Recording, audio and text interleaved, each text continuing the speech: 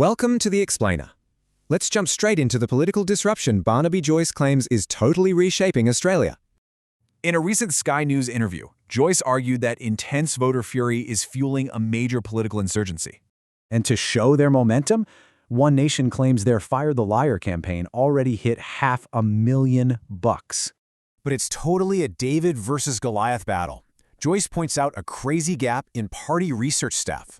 So why are voters flocking to this underdog? Joyce points directly to frustrations over wasted national potential. He argues we've got immense natural wealth, from gold to the Great Barrier Reef, yet citizens are struggling.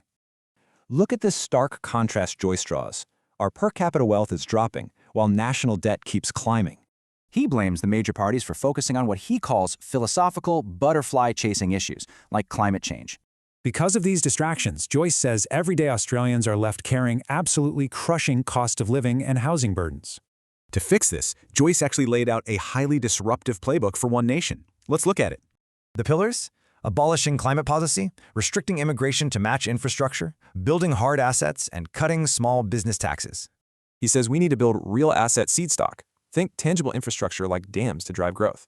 He also claims cutting small business taxes will just totally unleash entrepreneurship and generate genuine tax revenue. But are voters buying it? Well, Joyce claims there's an awesome surge of new members joining up. Defections are happening across the board. Nationals, Liberals, Labor, heaps of jumping ship, just not the Greens.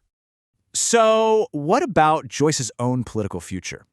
Initially, he actually planned to run for the Senate. But back in his home electorate of New England, locals are heavily pressuring him to stay and fight. The interviewer really pressed him on this intense local demand to run for the lower house again. And Joyce hinted that if One Nation wins House seats, they'll absolutely need his experienced leadership right there. Which leaves us wondering, could this reshape our whole political map? Will Joyce actually run for New England?